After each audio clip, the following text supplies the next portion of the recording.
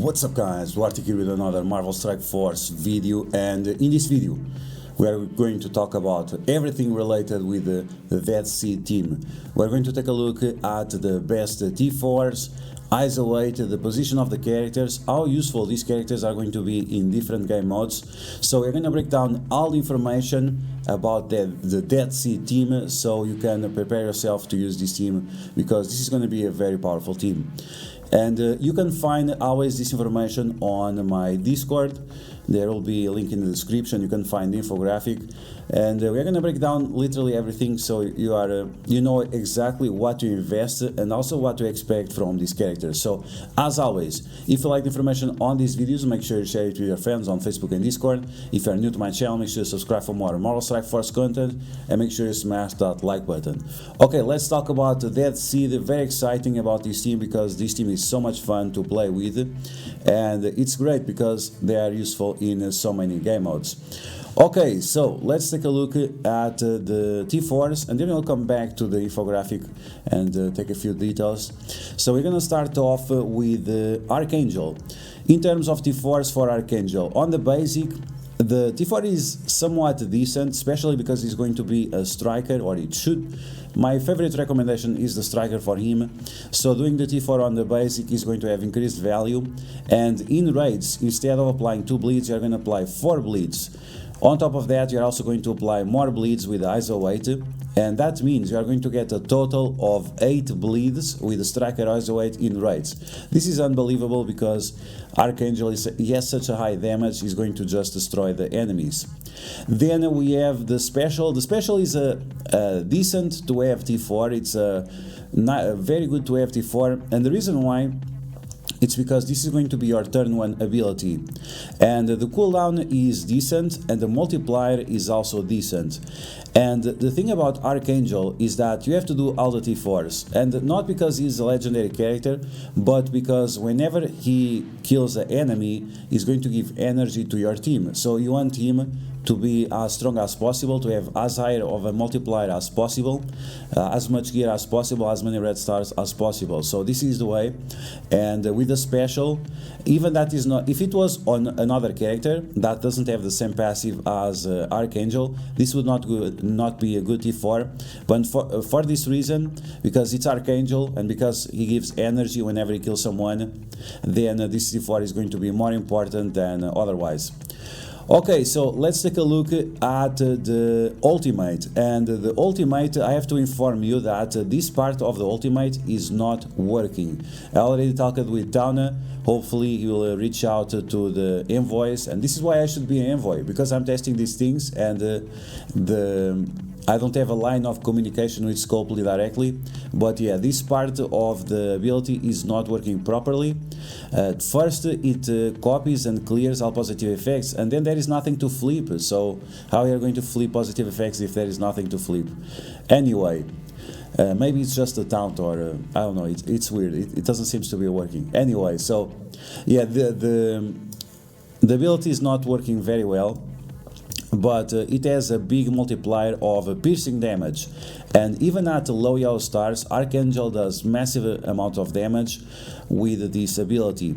Now we have other characters that also do this kind of nukes, but once again, because Archangel on his passive, if he kills an enemy, is going to give energy and apply negative effects to the enemies, then the value of the T4s is going to be a lot higher. So of course this is going to be a recommended T4 for Archangel. Now we have the passive, and when you do the passive T4, you are going to get additional armor, not only on him, but all Deathseed characters. On top of that, you're also going to get crit chance for him and Deathseed characters, and whenever you crit, thanks to this passive, you are also going to get healing on your entire team. So the passive is definitely a must-have T4.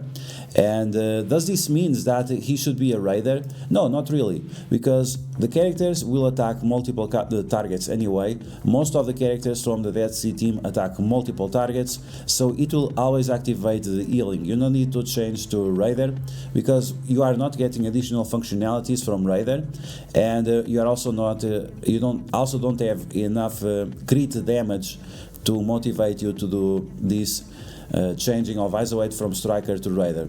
Raider is an option. Raider is an option. It's probably my second option, but striker is definitely better based on all the things he does. Okay, so that's going to be Archangel for you. Let's go to the next character. We have Nemesis, and Nemesis, his kit is very misleading, and you need to take a look at his stats. The base damage is actually pretty decent, so you have to take that into consideration when we are making our choices for the isolate and also for the T4s. Okay, so on the basic, he attacks not only the primary target but also adjacent targets for a decent multiplier, so it goes for 240% damage. On top of that, you're also going to do the L steal, but when you do the T4, you are increasing the multiplier. Nemesis is also going to be a striker because the striker isolate also steals health from the enemies, and it also heals the entire team, and it also bypasses heal block.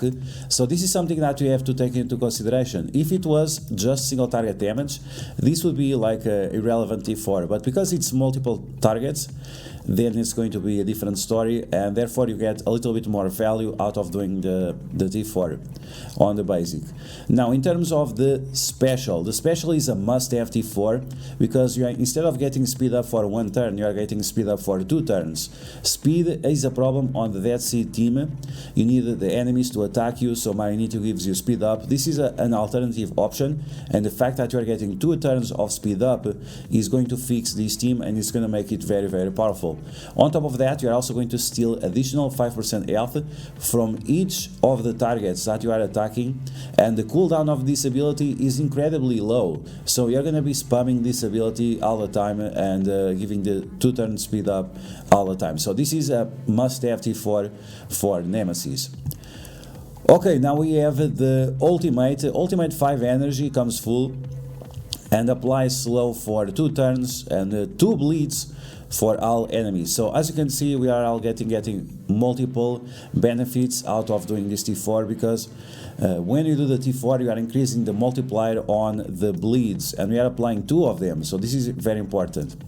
Okay, so when you do the T4, not only you are increasing the multiplier on the bleeds, you are also going to increase the damage on all enemies by 100%. Once again, we just saw that this guy has decent base stats. And then in raids, instead of applying trauma for 1 turn, you are going to apply trauma for 2 turns, which is very convenient. And the T4 on this guy is not like must-have outside of raids, but it's very good inside of raids. So based on the rating we'll see after, it has a decent rating, is definitely a recommended T4. Is it a must-have? No. For the meantime, if you are not needing it right away, or if you are doing like some low-level difficulty of raids, it's not a T4 that you have to rush it right away. The special is definitely more important. And then we have the passive. When you do the T4 on the passive, we are going to increase the damage of the entire team by 15%. So because this is a T4 that affects the entire team, these are always must-have T4s. Okay, now let's take a look at Magneto. Okay, so when we take a look at Magneto, we have to take into consideration that this character got reworked, and a lot of the T4s that were useful in the past, now they have been changed, and you no longer need those T4s. So for example, the passive, in the past it was required the passive for the additional health, focus and so on, but now that part of the passive has been integrated to the tier 3 abilities. So now when you do the T4, it actually does different things. So let's take a look at Magneto. When you do the basic attack, you are increasing his damage multiplier, and the good thing about this ability is that not only does normal damage, but it also does piercing damage, and it also attacks multiple characters. So this is a decent T4. It's definitely not a must-have, it's somewhat decent. Now you also get this additional effect that in raids you are going to extend the negative effects on the enemies. So this is a very good T4, because if you can extend that ability block or the blind, and it even extends stuns, then this character, this T4 becomes even more meaningful apart from just the damage. Not only are you getting damage, but you're also getting utility. Moving on, let's take a look at the special. The special is a decent T4. Once again, it's not a must-have T4, but in raids, instead of applying ability block for 1 turn, you're going to apply ability block for 2 turns, which is great, because that means that after you can do the basic and keep extending that ability block. In terms of damage is okay, but we have another effect here that is very, very important, is that instead of clearing 2 positive effects from the enemies, you are going to remove all positive effects, and that's very, very powerful. This ability is definitely a tank stopper, and it's not a must-have, but it's again a very, very high value T4, and not only gives him viability in raids, but also in Cosmic Crucible, Alliance Wars, Avengers Tower, and all those other game modes.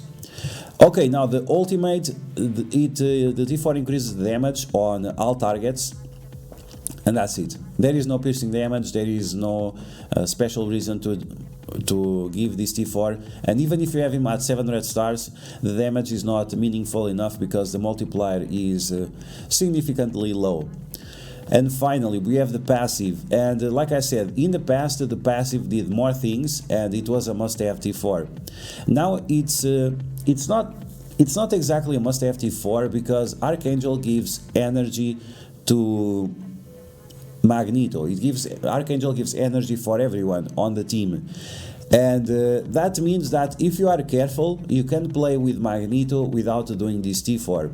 But if you are not careful, if you just want to sim the raids, and it's possible to sim the raids with this team, then this T4 is definitely a must-have. So if you have to save T4s, you can skip this one for a while and play carefully. But if you want to play hardcore, if you want to just destroy with Magneto, and if you want to sim the raids, then this is definitely a T4 that is a must-have for you. Okay, that was Magneto. Let's take a look at Dark Beast, and we need to talk about Dark Beast. There are some people out there saying that Dark Beast is trash, and they need to shut the fuck up. Dark Beast is probably one of the best characters that have been released this patch, and especially on the Deathseed team or together with Deathseed characters. His value is insane, not just in terms of damage, but also in terms of control and all the things that he can do. He's just so powerful that you cannot say that Dark Beast sucks. It's just not acceptable because the character is just way too good. Okay, so let's take a look at the T4s. So when you do the T4 on the basic, you are not only increasing the assist and counter effect, and this is good because Dark Beast is going to constantly assisting the allies if there is Deathseed characters there. So if, for example, using different Deathseed characters, you have like 2 or 3, that's giving you 60% chance of assist. But if you have the full team, it's going to assist all the time. So either way is always going to be assisting, and that's very useful. So when you do the T4, not only are increasing the damage of the assists, is also going to apply offense down and heal block for 2 turns for all enemies. So all enemies that he assists or that he basics with, and that's extremely powerful. On top of that, not only you do normal damage, but you're also applying 2 bleeds. So all those bleeds that you are assisting, the multiplier is going to increase as well. So the basic attack for Dark Beast is a must-have T4. It's definitely must-have T4 on this character. Moving on, let's talk about the special ability. The special ability does not come full, and it has a long cooldown, so this is something that we need to be aware of when we are evaluating these T4s. And when you do the T4, you are applying 2 regenerations for 2 turns to all Deathseed characters, but this is only in raids. This T4 is very, very skippable. The healing is nice, but I'm gonna be honest, there are very few situations where this T4 is useful. It's something that, once again, if you want to sim it, if you don't want to put like effort making decisions, then yeah, do this T4, and it's also going to help you play easier.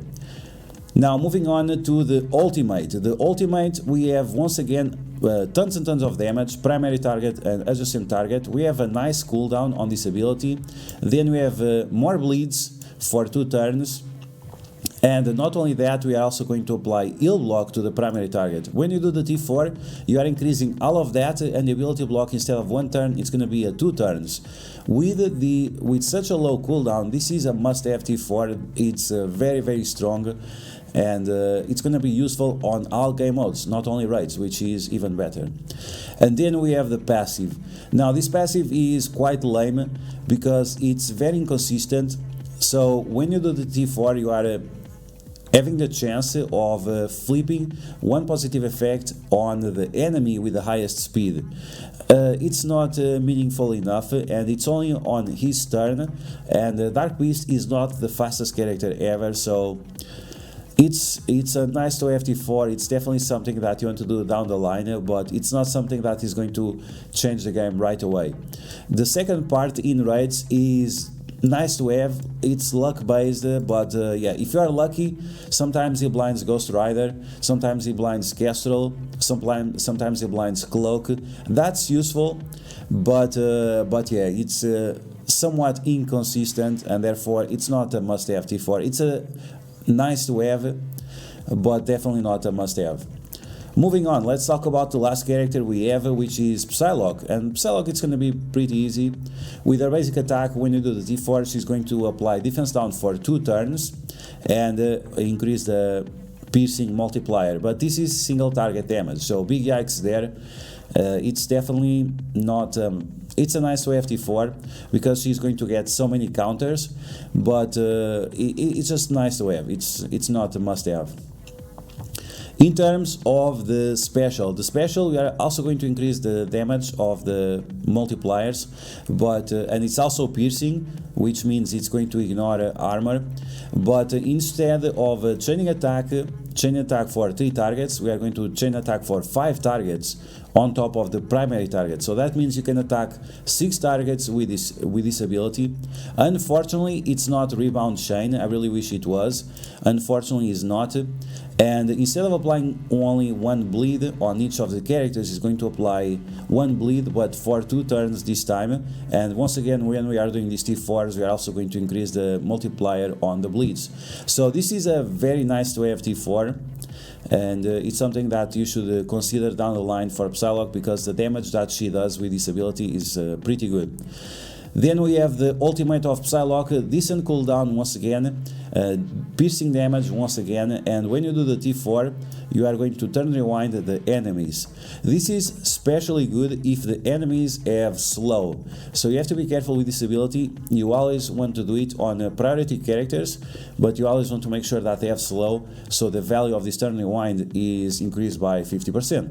So there you go, this is almost a must-have T4, not only because he is useful in raids, but it's literally useful everywhere, especially on PvP situations. And yeah, this is probably one of the T4s that you have to do for Psylocke. And then we have our passive. This is another must-have T4 because it's going to increase the chance of getting buffs on spawn, and those buffs are very important. We have evade, we have counter, and we have deflect. So yeah, this is another must-have T4. So in terms of Psylocke, only the basic is skippable. Okay, so those are all the T4s for the Deathseed team. Now let's talk about the ISO 8. I made a few mentions.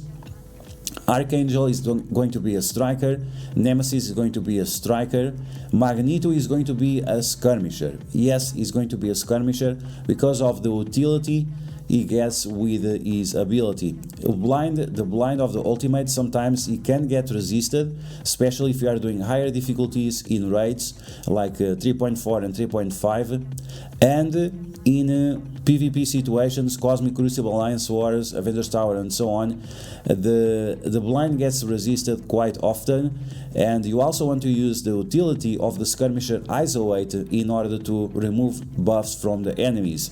Now, some people say, oh my god, no, I don't want to lose my additional damage and so on. Forget about it. This team is a team that you have to take to ISO 8 Blue level 5. Level 5 if you want Apocalypse maxed out. And that means that when you have the Skirmisher ISO 8 at level 5, instead of removing positive effects, you are going to apply bleeds to the enemies. And that's going to be awesome, because then the Skirmisher ISO 8 is going to increase your damage output, and you don't have to rely on the striker anymore to do so. Moving on, we have the ISO 8 for Dark Beast is always assisting, and is assisting even more if there are more Deathseed characters around, so therefore it's a must-have skirmisher isolated to allow you to do the triple tap with the strikers. And the Psylocke, she's going to be a striker because when you use the ultimate and the special, you want to attack a character with vulnerability, so you can also apply that defense down for 2 turns to the enemies.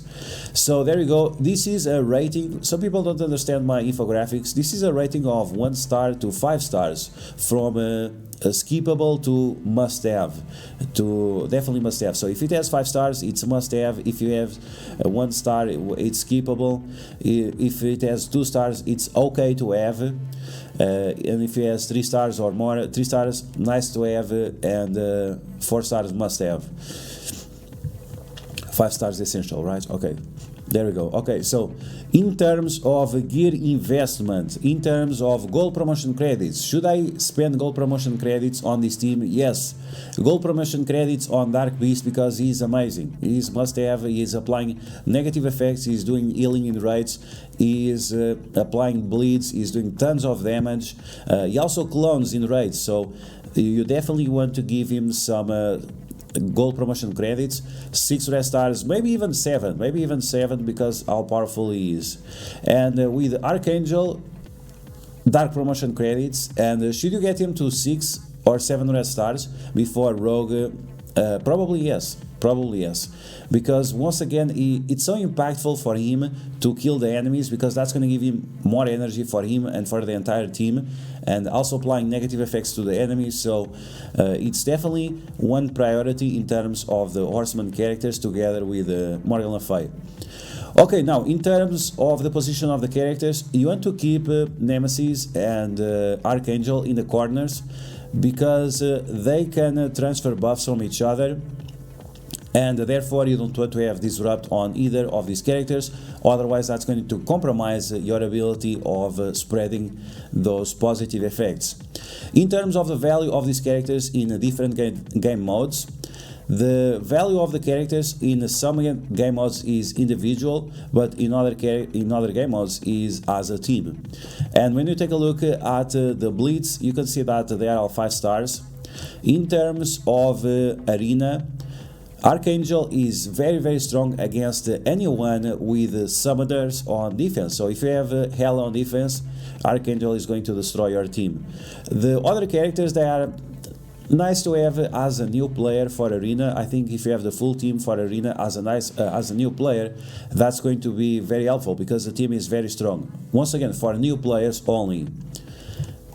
Then we have the raids, of course, 5 stars across the board in raids because they are amazing. In Dark Dimension, this is actually very surprising. This team is extremely strong in Dark Dimension. So Archangel, of course, is a horseman, but then we have Psylocke, we have Dark Beast, and we have Nemesis. If you pair these characters with other characters like Captain Sam, Captain America, maybe Spider Weaver, maybe Doctor Doom, maybe Silver Samurai and Mr. Sinister, this team is incredibly strong. This team is incredibly strong in Dark Dimension, and you can use all of them together, of course. Or you can use Psylocke, Dark Beast, and Nemesis. If you pair these characters with anything I mentioned, it's going to be awesome. And because they are horseman characters, these are like almost must-have recommendations for Dark Dimension. For example, we have a situation of the Secret Avengers. They are a raid team, but they are not must-have for Apocalypse. In case you are chasing Apocalypse, then it's going to be more convenient for you to invest on the Deathseed and maybe Captain America, rather than investing as much on the Secret Avengers and bring them along to Dark Dimension. But of course, this is based on the current meta. If you did this in the past, that's fine. Those characters, Secret Avengers, they were still fine back then, and they are still decent now. In terms of Alliance Wars, this team can do a few nice things, and you can also break them apart and make 2 very powerful teams. You can pair up Magneto with Dark Beast and Nemesis together with Brotherhood characters, or even any kind of other characters, or you can pair them up with Uncanny, or with it's literally insane the amount of combos you can do right now with this team. So you can use them together or separated, and they are going to be very powerful either way. Avengers Tower, very strong. Cosmic Crucible, also very strong. And once again, you can use them together or separated, and that's why I have 4 stars across the board. Okay, so that's it. That's the infographic for the Deathseed team. All the T4s, eyes await suggestion, position of the characters, the investments that you should do for these characters, and have fun with this team, because I love this team. This team is so much fun. It has so many iconic characters, and the way they play out is just lovely. Once again, they are amazing on different game modes, so there we go. So that's going to be the video, guys. I hope you guys enjoyed the Deathseed, the T4s, infographic, all eyes await, all the nonsense, and I hope you guys enjoyed this video. If you did, make sure you smash that like button. Let me know what kind of red stars do you have on these characters. Do you agree with all the T4s and the eyes await recommendations that I gave? Let me know if we do anything different, and that's all for now. So I hope you guys enjoyed this video. If you did, make sure you smash that like button. If you're new to my channel, make sure you subscribe for more Marvel Psy-Force content. If you found the information helpful, make sure you share it with your friends on Facebook and Discord. I forgot how to do this, the outro. But I hope you guys enjoyed, and I'll catch you guys later.